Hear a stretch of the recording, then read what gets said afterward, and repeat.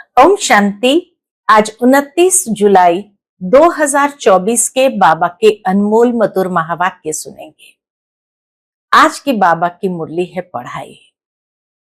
बाबा कहे, बच्चे तुम कहाँ बैठे हो? गॉडली स्पिरिचुअल यूनिवर्सिटी में बैठे हो, और इस गॉडली स्पिरिचुअल यूनिवर्सिटी में सुप्रीम बाप, सुप्रीम टीचर और सुप्रीम सतगुरु हमें पढ़ाई पढ़ाते हैं। इसलिए बाबा कहे, तुम बच्चों को कभी भी पढ़ाई को मिस नहीं करना है। पढ़ाई को ही मिस कर देंगे तो कैरेक्टर्स कैसे सुधरेंगे?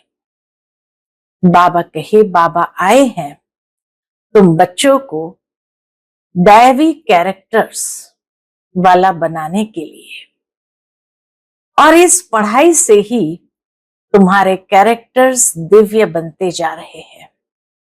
दुनिया में मनुष्य के कैरेक्टर्स गिरते जा रहे हैं, और ज्ञान के माध्यम से हमारे कैरेक्टर्स सर्वश्रेष्ठ बन जाते हैं।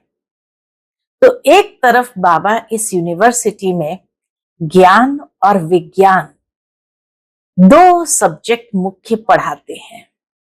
ज्ञान अर्थात सृष्टि के आदि मध्य अंत का ज्ञान, और विज्ञान अर्थात योग।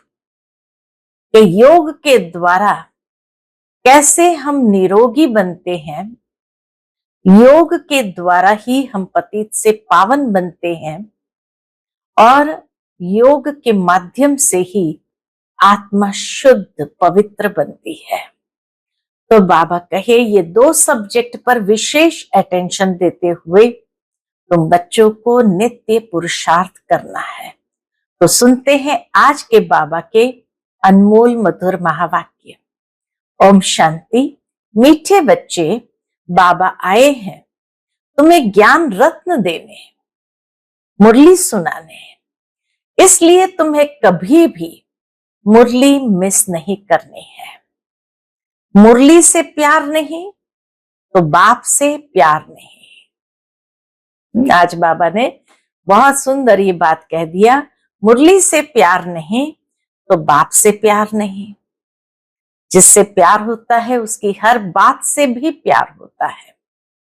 आज की मुरली से प्रश्न है, सबसे अच्छा कैरेक्टर कौन सा है जो तुम इस नॉलेज से धारण करते हो? उत्तर, वाइसलेस बनना यह सबसे अच्छा कैरेक्टर है। तुम्हें नॉलेज मिलती है कि यह सारी दुनिया विशस है। विशस माना ही कैरेक्टरलेस। बाप आया है वाइसलेस वर्ल्ड स्थापन करने। वाइसलेस देवताएं कैरेक्टर वाले हैं। कैरेक्टर सुधरते हैं बाप की याद से। ओम शांति। बच्चे, तुम्हें पढ़ाई कभी मिस नहीं करना है। बाबा की मुरली आरंभ ही हो रही है कि पढ़ाई कभी मिस नहीं करना है। अगर पढ़ाई मिस की तो पद से भी मिस हो जाएंगे। मीठे मीठे रूहानी बच्चे कहाँ बैठे हैं? बाबा पूछते, कहाँ बैठे हैं? गॉडली स्पिरिचुअल यूनिवर्सिटी में। बच्चों को यह भी पता है कि हर 5000 वर्ष बाद हम इस यूनिवर्सिटी में दाखिल होते हैं। यह भी तुम बच्चे जानते हो, बाप बाप भी है, टीचर भी है, गुरु भी है। वैसे गुरु की मूर्ति अलग, बाप की अलग, टीचर की अलग होती है। यह मूर्ति एक ही है। एक ही मूर्ति में तीनों समाये हुए हैं, परंतु है तीनों ही, अर्थात बाप भी बनते हैं, टीचर भी बनते हैं, गुरु भी बनते हैं। मनुष्य की लाइफ में यह तीन मुख्य है, बाप, टीचर, गुरु। ये तीन मुख्य है। तो बाबा कहे, बाप, टीचर, गुरु वही है। तीनों पार्ट खुद बजाते हैं। एक एक बात समझने से ही तुम बच्चों को बहुत खुशी होनी चाहिए। जितना जितना एक एक बात को यथार्थ रीति समझते जाएंगे, बाबा कहे तुम्हें बहुत खुशी होनी चाहिए। और ऐसी त्रिमूर्ति यूनिवर्सिटी में बहुतों को ले आकर दाखिल कराना चाहिए। बाबा कहे ये यूनिवर्सिटी है त्रिमूर्ति यूनिवर्सिटी, तो ऐसी यूनिवर्सिटी में बहुतों को ले आकर दाखिल करना चाहिए। जिस जिस यूनिवर्सिटी में पढ़ाई अच्छी होती है तो वहां पढ़ने वाले दूसरों को कहते हैं इस यूनिवर्सिटी में पढ़ो, यहां नॉलेज अच्छी मिलती है और कैरेक्टर्स भी सुधरते हैं। तुम बच्चों को भी दूसरों को ले आना है, माताएं माताओं को, पुरुष पुरुषों को समझाएं। देखो ये बाप भी है, टीचर भी है, गुरु भी है, ऐसे समझाते हैं व नहीं, वह तो हर एक अपने दिल से पूछे। बाबा जैसे बच्चों को समझाते हैं, बाबा कहे ऐसे समझाते हैं व नहीं, वह तो हर एक अपने दिल से पूछे। कभी अपने मित्र संबंधियों सखियों को समझाते हैं कि सुप्रीम बाप भी है, सुप्रीम टीचर भी है, सुप्रीम गुरु भी है। हर एक अपने अपने नजदीकी जो है उसको बाबा कहे समझाओ।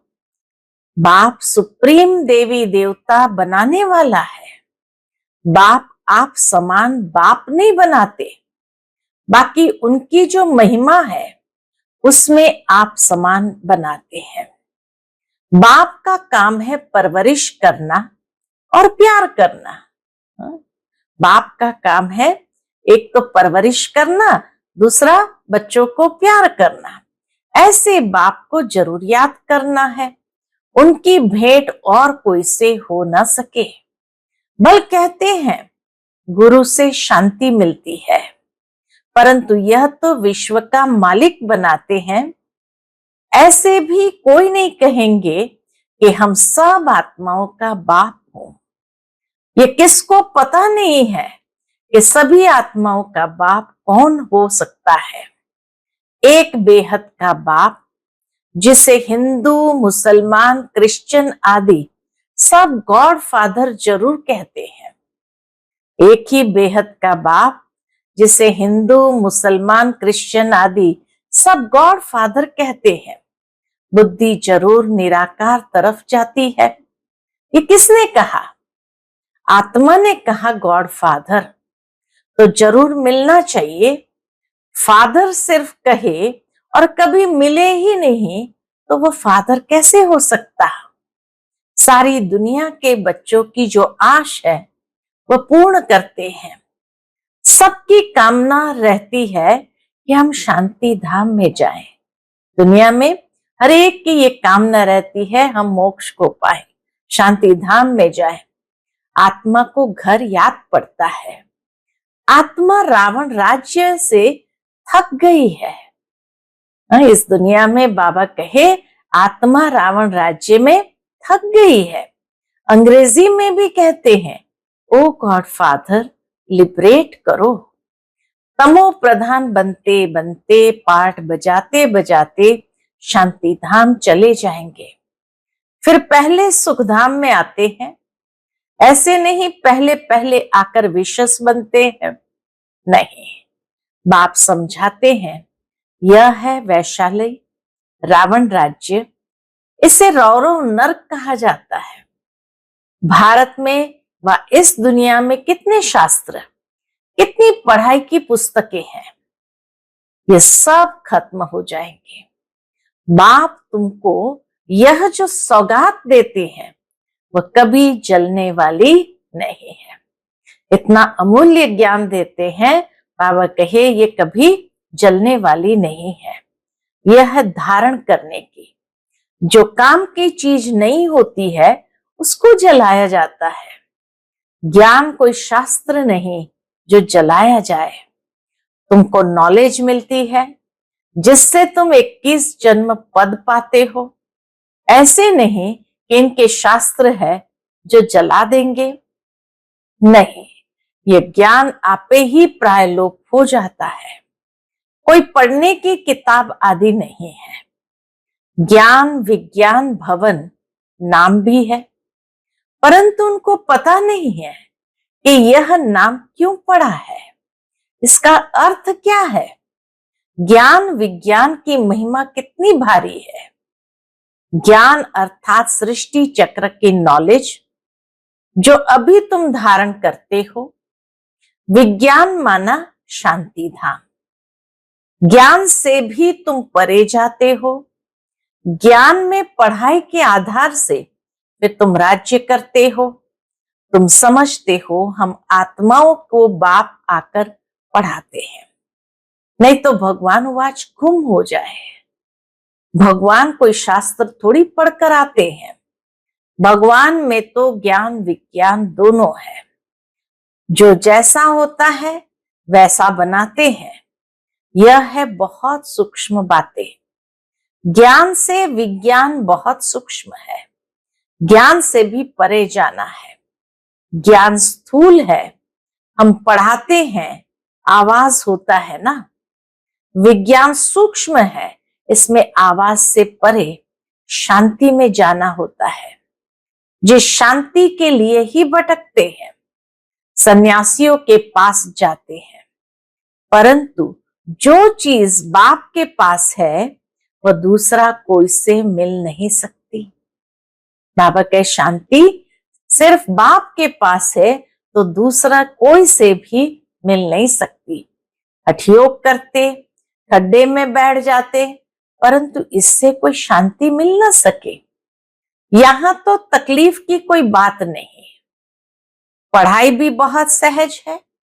7 रोज का कोर्स उठाया जाता है। 7 रोज का कोर्स करके फिर भल कहां भी बाहर चला जाए, ऐसे और कोई जिस्मानी कॉलेज में कर न सके। तुम्हारे लिए कोर्स ही यह 7 रोज का है।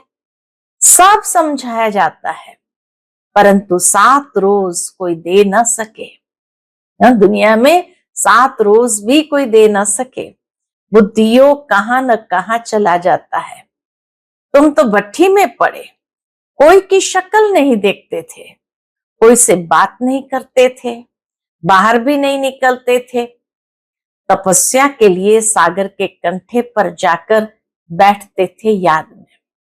जब कराची में थे 14 साल की याद की भट्ठी में, तो बाबा कहे कहीं भी नहीं जाते थे, सिर्फ तपस्या के लिए कभी सागर के कंठे पर जाकर बैठते थे याद में। उस समय ये चक्र नहीं समझा था, ये पढ़ाई नहीं समझते थे। पहले पहले तो बाबा से योग चाहिए, बाप का परिचय चाहिए, फिर पीछे टीचर चाहिए। पहले तो बाप के साथ योग कैसे लगाएं यह भी सीखना पड़े, क्योंकि यह बाप है अशरीरी। अशरीरी के साथ योग कैसे लगाना ये भी सीखना पड़े। दूसरे तो कोई मानते ही नहीं, कहते हैं गॉड फादर ओमनी प्रेजेंट है, बस सर्वव्यापी का ज्ञान ही चला आता है। अभी तुम्हारी बुद्धि में वह बात नहीं है। तुम तो स्टूडेंट हो। बाप कहते हैं अपना धंधा आदि भल करो, परंतु क्लास जरूर पढ़ो। गृहस्थ व्यवहार में भल रहो। अगर कहते स्कूल में नहीं जाना है तो फिर बाप भी क्या करे। अरे भगवान पढ़ाते हैं, भगवान भगवती बनाने। भगवान वाच मैं तुमको राजाओं का राजा बनाता हूं, तो क्या भगवान से राजयोग नहीं सीखेंगे। भगवान आकर के हमें राजाओं का राजा बनाते हैं, तो क्या भगवान से राजयोग नहीं सीखेंगे। ऐसे कौन ठहर सकेंगे। इसलिए ही तुम्हारा भागना हुआ। विश्व से बचने के लिए भागे। तुम आकर भट्ठी में पड़े, जो कोई देख न सके, मिल न सके, कोई को देखते ही नहीं थे, तो फिर दिल किससे लगाए। यह बच्चों को निश्चय भी है कि भगवान पढ़ाते हैं, फिर भी बहाना करते हैं। बीमारी है, ये काम है, बाप तो बहुत सिफ्तें दे सकते हैं। हम बाबा कहे ऊंचे ते ऊंचा भगवान आकर पढ़ाते हैं, फिर भी बहाना करते हैं। क्या कहते हैं? बाबा बीमार है, ये काम है। बाप तो बहुत सिफ्त दे सकते हैं। आजकल स्कूल में शिफ्ट बहुत देते हैं। यहाँ कोई जास्ती पढ़ाई तो है नहीं, सिर्फ अलफ और बे को समझने लिए बुद्धि अच्छी चाहिए। अलफ और बे ये याद करो, सभी को बताओ। त्रिमूर्ति तो बहुत बनाते हैं, परंतु ऊपर में शिव बाबा दिखलाते नहीं। ये थोड़ी समझते हैं गीता का भगवान शिव है, जिस द्वारा ये नॉलेज लेकर विष्णु बनते हैं। राजयोग है ना, अभी यह है बहुत जन्मों के अंत का जन्म। कितनी सहज समझानी है। किताब आदि तो कुछ भी हाथ में नहीं है, सिर्फ एक बैज हो, उसमें भी सिर्फ त्रिमूर्ति का चित्र हो, जिस पर समझाना है कि बाप कैसे ब्रह्मा द्वारा पढ़ाई पढ़ाकर विष्णु समान बनाते हैं। कई समझते हैं हम राधे जैसा बने। हम बाबा कहे कई समझते हैं हम राधे जैसा बने। कलश तो माताओं को मिलता है, गोया राधे के बहुत जन्म के अंत में उनको कलश मिलता है। ये राज भी बाप ही समझा सकते हैं और कोई मनुष्य मात्र जानते नहीं। तुम्हारे पास सेंटर पर कितने आते हैं? कोई तो एक रोज आते, फिर 4 रोज नहीं। तो पूछना चाहिए इतने रोज तुम क्या करते थे? बाप को याद करते थे? स्वदर्शन चक्र फिराते थे? जो बहुत देरी से आते हैं उनसे लिखकर भी पूछना चाहिए। कहीं बदली होकर के जाते हैं, फिर भी कोई सेंटर का तो जरूर है। उनको मंत्र मिला हुआ है, बाप को याद करना है और चक्र को फिराना है। बाबा कहे कई बार कई आत्माओं के ऐसे ट्रांसफर वाली जॉब होती है, तो बदली होकर के चले जाते दूसरे सेंटर पर। अब वहां कभी सेंटर होता है नहीं होता है, तो बाबा कहे उनको मंत्र तो मिला हुआ है, बाप को याद करना है और चक्र को फिराना है। बाप ने तो बहुत सहज बात बताई है, अक्षर ही 2 है। कौन से? मन मना भव, मुझे याद करो और वर्षे को याद करो। इसमें सारा चक्र आ जाता है। जब कोई शरीर छोड़ते हैं तो कहते हैं फलाना स्वर्ग गया, परंतु स्वर्ग क्या है किसको पता नहीं है। तुम अभी समझते हो वहां तो राजाई है, स्वर्ग में तो राजाई है। ऊंच से लेकर नीच तक, शाहूकार से लेकर गरीब तक सब सुखी होते हैं। भले वहां अंतर जरूर है, शाहूकार भी है गरीब भी है, परंतु सब सुखी होते हैं। यहाँ है दुखी दुनिया, वह है सुखी दुनिया। बाप समझाते तो बहुत अच्छा है। भल कोई दुकानदार हो, वह क्या भी हो, पढ़ाई के लिए बहाना देना अच्छा नहीं लगता है। नहीं आते हैं तो उनसे पूछना है तुम कितना बाप को याद करते हो, स्वदर्शन चक्र फिराते हो। खाओ पियो घूमो फिरो, उसकी कोई मनाही नहीं है।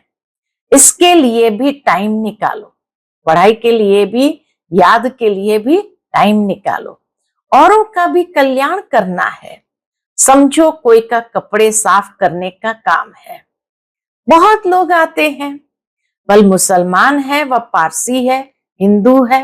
बोलो तुम स्थूल कपड़े धुलाई करते हो, परंतु यह जो तुम्हारा शरीर है यह तो पुराना मैला वस्त्र है। आत्मा भी तमो प्रधान है, उनको सतो प्रधान स्वच्छ बनाना है। ये सारी दुनिया तमो प्रधान पतित कलयुगी पुरानी है। तमो प्रधान से सतो प्रधान बनने के लिए लक्ष्य है ना। अब करो न करो, समझो न समझो, तुम्हारी मर्जी। तुम आत्मा हो ना, आत्मा जरूर पवित्र होनी चाहिए। अभी तो तुम्हारी आत्मा इम्प्योर हो गई है। आत्मा और शरीर दोनों मैले हैं। उनको साफ करने के लिए तुम बाप को याद करो तो गारंटी है। बाबा कहे आत्मा और शरीर दोनों मैले हैं, उनको साफ करने के लिए तुम बाप को याद करो तो गारंटी है तुम्हारी सोल एकदम 100% पवित्र सोना बन जाएगी। ये बाबा की गारंटी है। फिर जेवर भी अच्छा बनेगा। मानो न मानो तुम्हारी मर्जी। यह भी कितनी सर्विस हुई। डॉक्टर्स पास जाओ, कॉलेजों में जाओ, बड़ों बड़ों को जाकर समझाओ कि कैरेक्टर बहुत अच्छा होना चाहिए। यहां तो सब है कैरेक्टरलेस। बाप कहते हैं वाइसलेस बनना है। वाइसलेस दुनिया थी ना, अभी विशस है।